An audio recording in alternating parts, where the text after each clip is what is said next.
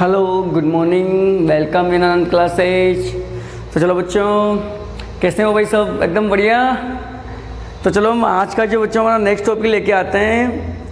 देखो बच्चों, हम फ्रूट प्रोडक्शन यानी फ्लो उत्पादन हम पढ़ रहे हैं। तो बच्चों अब देखो, इसमें नेक्स्ट जो फ्रूट आएगा अपना वो है अंगूर यानी ग्रेप्स। देखो बच्चों, नेक्स्ट फ्रूट क्या है आपका? अंगूर यानी ग्रेप्स। अब बच्चों, जो ग्रेप्स अंगूर होता है, देखो एक खट्टा फल होता है यानी सरस टाइप का। क्या होता है बच्चों?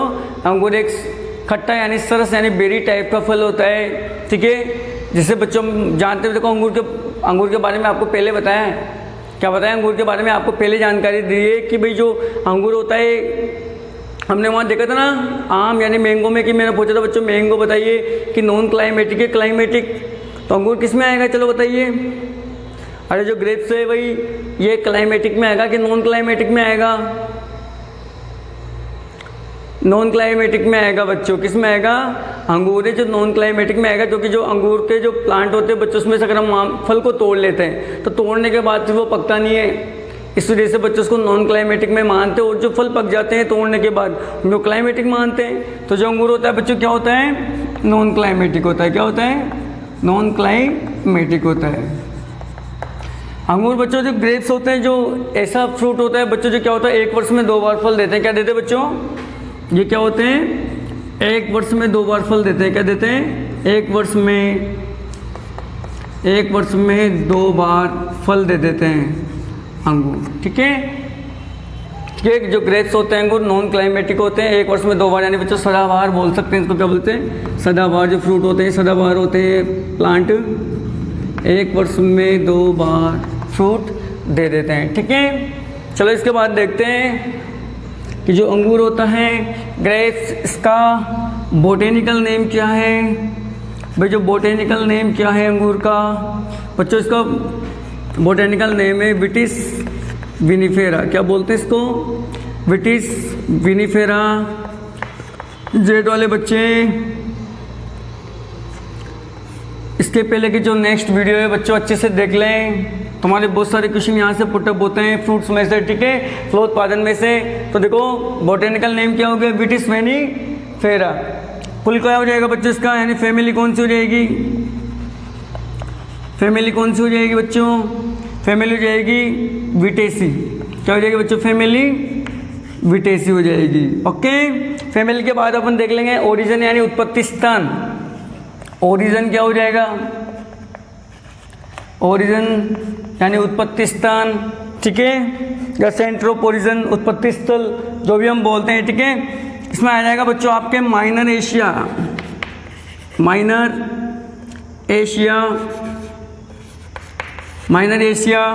ठीक है बच्चों। या तुम लिख सकते हो तुम्हारे सिलेबस के अकॉर्डिंग। देखो बच्चों, जो उत्पत्ति स्थान है बच्चों वो है माइनर एशिया। पर तुम्हारे टोल सिलेबस के हिसाब से जो तुम्हारी बुक में दे रखा है बच्चों, क्या है? आर्मेनिया। क्या दे रखा है? आर्मेनिया या कैस्पियन सागर।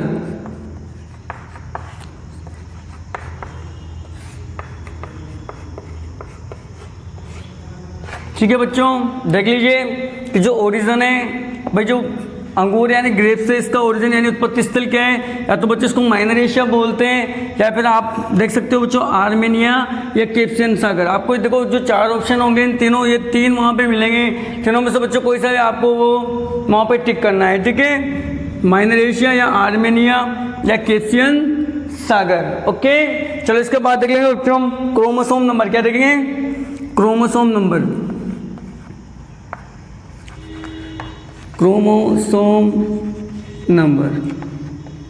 क्रोमोसोम नंबर कितने होते हैं इसमें? 2n is equal to 2n is equal to कितने हो जाएंगे बच्चों? बताइए। चलो मैं बता देता हूँ बच्चों कि जो क्रोमोसोम नंबर होते हैं बच्चों, इसमें 2n इजिकल टू 38। जेड वाले बच्चे, ठीक है, कितने होते हैं क्रोमोसोम नंबर? कितने होते हैं बच्चों? 2n इजिकल टू कितने होते हैं? 38 क्रोमोसोम अंगूर में, क्रोमोसोम नंबर 38। इसके बाद देख लेते बच्चों टाइप ऑफ फ्रूट, कि किस टाइप का ये फल है। टाइप ऑफ फ्रूट, किस टाइप के बच्चों ये फल है? यानी बच्चों वही सरस खट्टा सरस यानी बेरी टाइप का फल होता है। क्या होता है? सरस यानी बेरी टाइप का फल होता है। ओके, देख लीजिए। ठीक है, किस टाइप का फल होता है बच्चों? ग्रेप्स यानी अंगूर किस टाइप का होता है? सरस यानी खट्टे पौधों का फल होता है। क्या होता है? खट्टे पौधों का फल होता है। इसके बाद हम देखेंगे बच्चों नेक्स्ट हम देख लेंगे कि जो एडेबल पार्ट है कि जो ग्रेप्स है बच्चों, देखो जो बच्चे साथ में लिख रहे हो तो कोई दिक्कत नहीं है, बाकी स्क्रीनशॉट ले सकते हैं बच्चों। अब देखिए बच्चों नेक्स्ट इसमें हम देखेंगे एडिबल पार्ट ऑफ ग्रेप्स कि भाई अंगूर में खाया जाने वाला पार्ट कौन सा होता है बच्चों। देखो बच्चों बड़ी सिंपल सी बात है, आपको पहले बताया जा चुका है, आप सब जानते हैं कि कौन सा पार्ट होता है जो अंगूर में खाया जाता है। तो देखिए बच्चों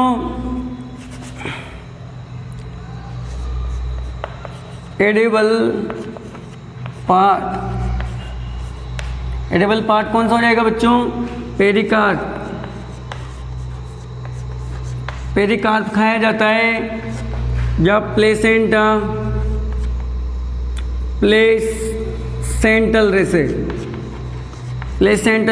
रेशे या प्लेसेंटल जो फाइबर होते हैं वो खाए जाते हैं बच्चों। ओके, तो देखिए ध्यान से।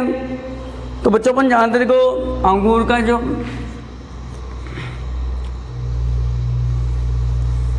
ये अंगूर ऐसा होता है बच्चों। ठीक है, अब इसमें देखो जो हल्के हल्के यहाँ पे इसमें हल्के हल्के से बीज पाई जाते हैं बच्चों। देखो हल्के हल्के से बिल्कुल। ठीक है, बाकी ये जो बाहर वाला पूरा हिस्सा, तो इसका जो फल बित्ती होती है वो तो बिल्कुल पतली होती है। ठीक है बच्चों, वो जो पूरा प्लेसेंटल रेशा वाला भाग पाया जाता है। तो कि बाहर वाला तो क्या हो गया बच्चों? इसमें पेरिकार्प हो गया, और ठीक है, और जो पूरा हिस्सा है ठीक है वो क्या हो गया तुम्हारे? प्लेसेंटल रेशा। क्या हो जाएगा? Placental fibres. ठीक है, ये खाए जाते हैं। तो पेरिकार्प और प्लेसेंटल रेशा दोनों इसमें खाए जाते हैं। इसके बाद देख लेंगे बच्चों सोइल कौन सी लेंगे इसमें? सोइल तो बच्चों वही तुम जानते हो, अच्छी जल निकास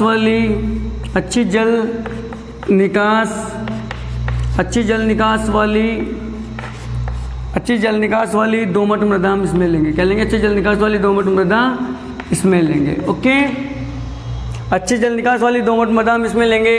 ठीक है, सोइल। और बच्चों जो जिस मृदा का हम उपयोग कर रहे हैं ग्रेप्स के लिए, तो उसका पीएच वैल्यू कितनी होती है? पीएच वैल्यू पूछी जाती है। देखो बच्चों, तो इसके लिए पीएच वैल्यू देख लो। जो पीएच वैल्यू है वो क्या होगी?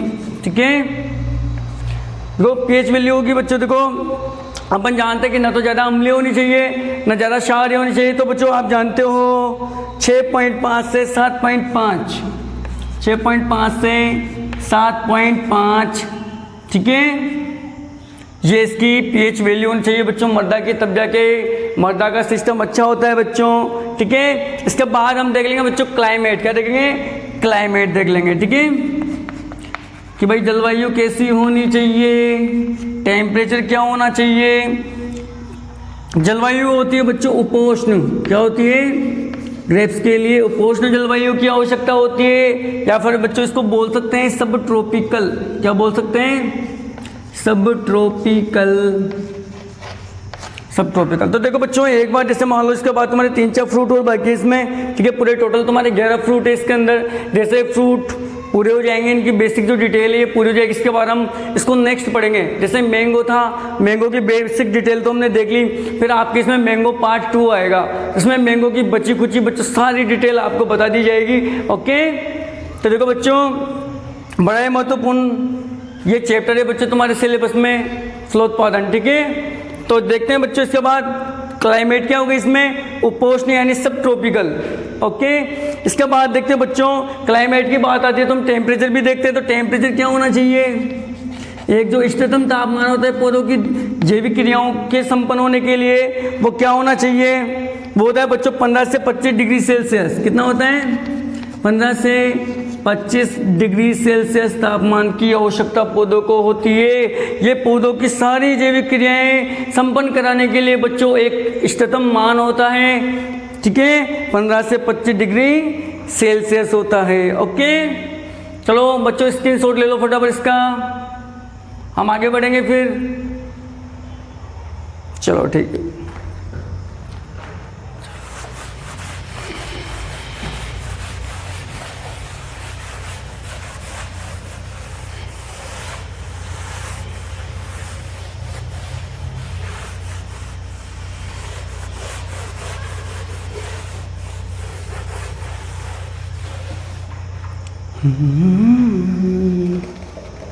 तो चलो बच्चों देख लीजिए अब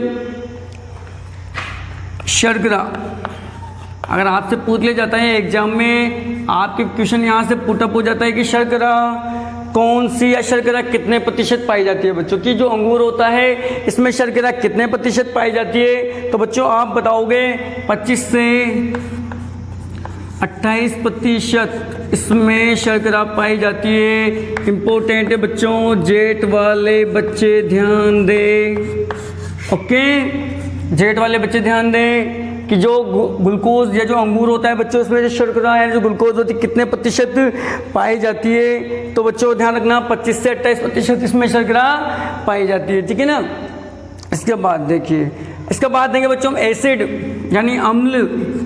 क्यों, ये तो बच्चों आप सब जानते हो कि अम्ल कौन सा पाया जाता है अंगूर में। चलो बताइए फटाफट। अम्ल अंगूर है, इमली है, बताओ। सरस टाइप के फल होते हैं ना, कौन सा एसिड होएगा बच्चों? टार्टरिक अम्ल। जो खट्टे प्रकार के जो बच्चों फल होते हैं, देखो इनमें अंदर टार्टरिक अम्ल पाया जाता है। टार्टरिक अम्ल, बिल्कुल ध्यान रखिए बच्चों, एग्जाम में क्वेश्चन आता है। ध्यान रखिए, जेट वाले बच्चे पूछा जाता है कि कौन सा अम्ल पाया जाता है? टार्टरिक अम्ल। जो ग्लूकोज होता है, जो शर्करा होती है, इसकी क्या परसेंटेज पाया जाता है? 25 से 28%। ओके, चलो बच्चों अब देखो, अब एक और क्वेश्चन बच्चों यहाँ से पुटअप होता है कि जो अंगूर है उसका हमारे भारत में आगमन कब हुआ? क्या पूछा जाएगा बच्चों कि जो अंगूर की जो किस्म है, इसका हमारे भारत में आगमन कब हुआ? तो मैं लिखूंगा बच्चों भारत में आगमन। भारत में आगमन कब हुआ, कब प्रवेश हुआ अंगूर का हमारे भारत में? ठीक है, हमारे भारत में आगमन कब हुआ बच्चों? वो 620 ईसा पूर्व। 620 ईसा पूर्व में बच्चों क्या हुआ इसका? हमारे भारत में आगमन हुआ अंगूर का। ओके, तो देखो बच्चे कि भारत में आगमन कब हुआ अंगूर का? 620 ईसा पूर्व। ओके, अब देखते हैं बच्चों, प्रोडक्शन की बात करते हैं कि हमारे भारत में, पूरे वर्ल्ड में राजस्थान की बात, प्रोडक्शन के बारे में क्या क्या कहा जाता है हम देखेंगे बच्चों। मैं फिर एक बार बच्चों से रिक्वेस्ट कर रहा हूँ, जिन बच्चों ने इसके पहले की जो वीडियो कंप्लीट नहीं की है वो कर लें, ठीक है, तो आप अच्छे से तैयारी कर सकोगे। ओके, अब देखिए बच्चों, इसके बाद प्रोडक्शन की बात करते हैं। प्रोडक्शन ऑफ ग्रेप्स यानी प्रोडक्शन की बात हम कर रहे हैं बच्चों। प्रोडक्शन देखते हैं बच्चों वर्ल्ड में, ठीक है। देखते हैं अपन इंडिया, और एक देखते हैं बच्चों राजस्थान। ठीक है, हम वर्ल्ड की बात की जाती है बच्चों की। वर्ल्ड में सबसे ज़्यादा जो प्रोडक्शन होता है, प्रोडक्शन के नाम पे सबसे पहले ग्रेप्स के लिए जो आता है वो है बच्चों तुम्हारे इटली। क्या है बच्चों? सबसे पहले नाम आता है इटली और चाइना। क्या आता है बच्चों? इटली और चाइना। ग्रेप्स के जो प्रोडक्शन होता है बच्चों, अंगूर का जो प्रोडक्शन होता है वर्ल्ड में जो, तो उसमें दो नाम आते हैं आपके, इटली या चाइना। आपके 4 ऑप्शन में से बच्चों, एग्जाम में 4 ऑप्शन होते हैं, वहाँ पर 4 ऑप्शन में अगर इटली दे रखा हो तो इटली को टिक लगाओ, या चाइना दे रखा हो तो चाइना को टिक लगाओ। ओके, क्वेश्चन दोनों में से कोई सा भी बन सकता है। ओके, इंडिया की बात आती है तो बच्चों इंडिया में होता है सबसे ज़्यादा प्रोडक्शन महाराष्ट्र में। कहाँ होता है? इंडिया में सबसे ज़्यादा प्रोडक्शन होता है महाराष्ट्र में। कि बताओ इंडिया में यानी भारत में सबसे ज़्यादा प्रोडक्शन कहाँ होता है ग्रेप्स का? तो आप बच्चों बताओगे महाराष्ट्र में। ओके, तो जेठ वाले प्यारे बच्चे ध्यान रखें। ओके, राजस्थान में गंगानगर, क्या है बच्चों? गंगानगर। राजस्थान में सबसे ज़्यादा प्रोडक्शन कहाँ होता है बच्चों? गंगानगर में होता है। फिर से देख लो बच्चों एक बार कि अगर ग्रेप्स के प्रोडक्शन की, अंगूर के प्रोडक्शन की बात की जाती है तो वर्ल्ड में तो इटली और चाइना है, इंडिया में महाराष्ट्र है और राजस्थान में गंगानगर। चलो बच्चों आगे देख लेते हैं। चलो एक छोटा सा क्वेश्चन और बच्चों मैं आपसे पूछता हूँ कि जो अंगूर की जो खेती होती है इसको हम क्या बोल सकते हैं? चलो बताओ बच्चों।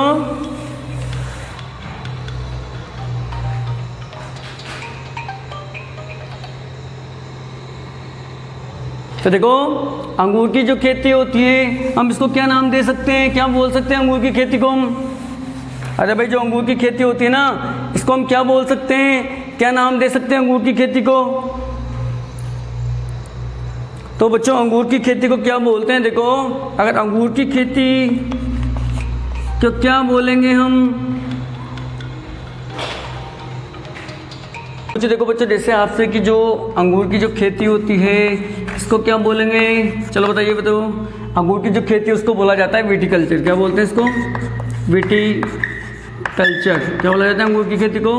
विटीकल्चर बोला जाता है। बच्चों देखो कुछ इंपॉर्टेंट क्वेश्चन है जो आपके यहाँ से एग्जाम में पुट अप हो सकते हैं, मैं आपको बताने जा रहा हूँ। चलो बच्चों देखिए कि जो विश्व में शराब बनाई जाती है, विश्व में शराब बनाई जाती है, विश्व में शराब बनाई जाती है, प्रतिशत में बताना है आपको। चलो बताओ कि हमारे जो साल में बच्चे जो प्रोडक्शन होता है ग्रेप्स का, जो प्रोडक्शन होता है कुल प्रोडक्शन में से कितने प्रतिशत अंगूरों की शराब बनाई जाती है? तो बच्चे होते हैं आपके 80% यानी 80% अंगूरों की क्या बनाई जाती है बच्चों? शराब बनाई जाती है। क्या बनाई जाती है? शराब बनाई जाती है। और बच्चों किशमिश की बात आती है कि कितने प्रतिशत अंगूरों की किशमिश बनाई जाती है?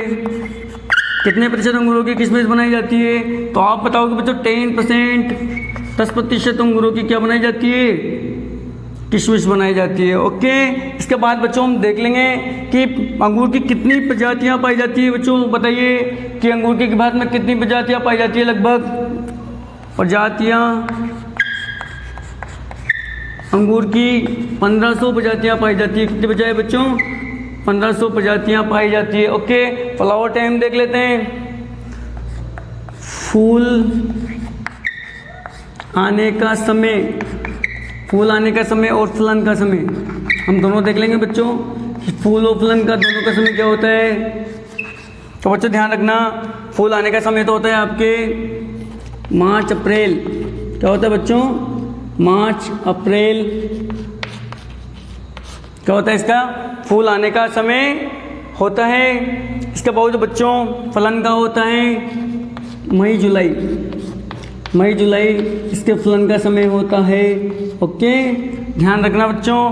तो बच्चों देखिए ध्यान से, वैसे भी बच्चों अगर इस मान लो आप एग्जाम में, कंपटीशन एग्जाम में आपको पता नहीं हो तो आप आसानी से पता लगा सकते हैं। जो अंगूर होते हैं हम कब खाते हैं? गर्मियों के मौसम में खाते हैं। और जो बच्चे जब अंगूर बिल्कुल पक्के हमारे सामने आता है, यानी जब भरी गर्मी, यानी बच्चों गर्मियों के दिन आ चुके होते हैं तो वो लगभग समय होते हैं बच्चों जब, यानी बच्चों फलन का समय तो हम ऐसे पता लगा लेंगे किस टाइम पे अपन अपने पास आते हैं पककर अपन बड़े चटकारे के साथ अंगूर खाते हैं। वो होता है बच्चों मई जुलाई का समय होता है, यानी मई से लेकर जुलाई तक के बीच को अंगूर को अच्छे से हमारे सामने आ जाता है बच्चों। ठीक है, मार्केट में पककर।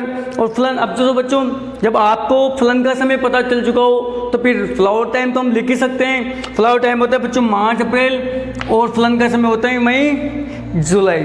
ओके, इसके बाद हम देखने वाले हैं बच्चों कि फलों को पकाने के लिए किस एसिड का या किस हार्मोन का प्रयोग किया जाता है? बताओ बच्चों फटाफट। 12th वाले बच्चे, जेठ वाले बच्चे जो तैयारी कर रहे हैं वो उन्होंने तो बच्चे इसको पढ़ चुके हैं, तो जल्दी बताइए कि फलों को पकाने के लिए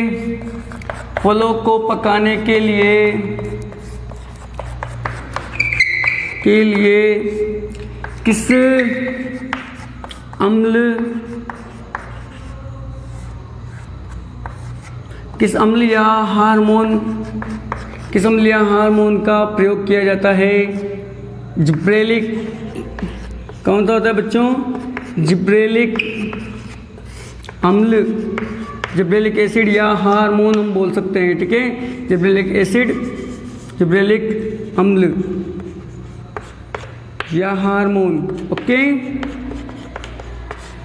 चलो इसके बाद देखिए, ठीक है बच्चों, जिब्रेलिक अम्ल या जिब्रेलिक हार्मोन। अब बच्चों देखिए, ये नॉर्मली डिटेल हम पढ़ चुके हैं बच्चों, तो फिर भी एक बार सब बच्चों से रिक्वेस्ट करता हूँ कि जो बच्चे अभी भी वीडियो देखने में आलस कर रहे हैं, बच्चों पढ़ नहीं पा रहे हैं, ठीक है, जिनका माइंड पूरी तरह से डाइवर्ट हो चुका है, वो बच्चे ध्यान से देख लीजिए। और जो बच्चे जेट की तैयारी कर रहे हैं, वो बच्चे अच्छे से तैयारी करने के लिए इसके जो पहले की जो वीडियो आपने कंप्लीट नहीं करी उसको पढ़ें। और बच्चों जो हमारा आपका जो ये आपका अपना एक यूट्यूब चैनल है, जिसको आप लाइक सब्सक्राइब बच्चों कमेंट करिएगा, ठीक है। Thank you.